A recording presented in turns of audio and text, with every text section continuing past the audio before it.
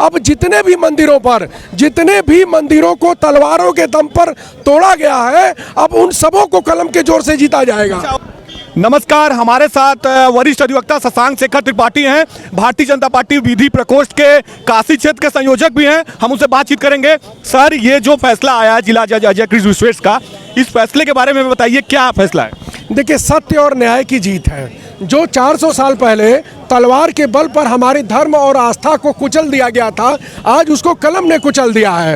अब इस बात पर निर्णय होगा कि तलवार के जोर पर जो हमारे धर्मस्थल कब्जा किए गए थे, अब वो कलम के जोर से वापस लिए जाएंगे। इस कड़ी में यह पहला कदम है। अच्छा सर, कोर्ट ने कहा है कि इसकी मेंटेनेबिलिटी को स्वीकार किया है और नेक्स्ट हियरिंग की डेट भी तय कर दी है, लेकिन जो मुस्लिम पक्ष के लोग थे उनको उम्मीद थी कि 7-11 रूल के तहत ये हमारे पक्ष में आ सकता। कांग्रेस ने एक बहुत बड़ा षड्यंत्र रचा था, प्लेसेस ऑफ वर्शिप एक्ट 1991 बना करके। उस षड्यंत्र को आज वाराणसी के जिला जज ने ध्वस्त कर दिया है और काशी की जिन 4 महिलाओं ने वादी बनकर के मुकदमा दाखिल किया है, उन लोगों ने उस षड्यंत्र को ध्वस्त कर दिया है। अब जितने भी मंदिरों को तलवारों के दम पर तोड़ा गया है, अब उन सबों को कलम के जोर से जीता जाएगा। अच्छा, इंतजामिया कमेटी ने 7-11 की तरफ से क्या तर्क रखा था इसको खारिज करने? लिखा था कि यह मस्जिद है और 1947 के पूर्व से यह मस्जिद है, इसलिए यह मस्जिद ही रहेगी। जबकि 1936 में दीन मोहम्मद के बाद में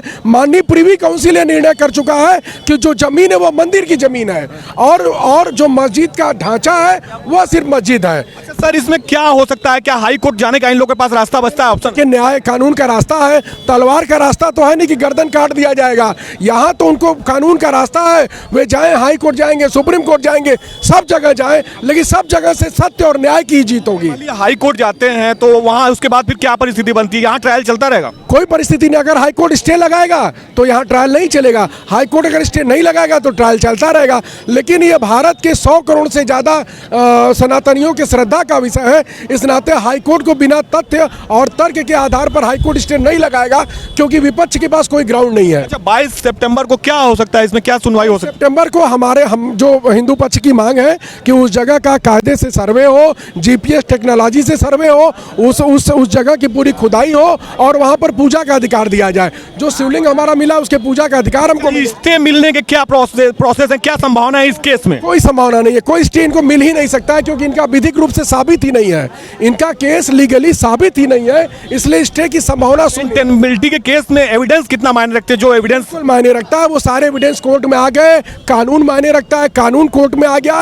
1991 की व्याख्या हो गई, वक्फ एक्ट की व्याख्या हो गई, ट्रस्ट एक्ट की व्याख्या हो गई, देवता की व्याख्या हो गई, मस्जिद की व्याख्या हो गई। अब कुछ बचा नहीं है। अब तो एविडेंस पर आएगा और सबूत और साक्ष्य हमारे पास है। अब मेरिट पर फैसला होगा हमारे पक्ष में। तो ये थे, धन्यवाद। तो ये थे हमारे साथ वरिष्ठ अधिवक्ता शशांक शेखर त्रिपाठी, जिन्होंने कहा कि यह केस हमारे पक्ष में आया है और हिंदू पक्ष के में आया है, क्योंकि इसमें सारे सबूत थे, जिन सबूतों के आधार पर कोर्ट ने माना है कि ये जो याचिका है इसको ये सुनवाई योग्य है, और इसके लिए उन्होंने अगली डेट 22 सितंबर की तय कर दी है। तो अभी तक के लिए इतना ही। धन्यवाद।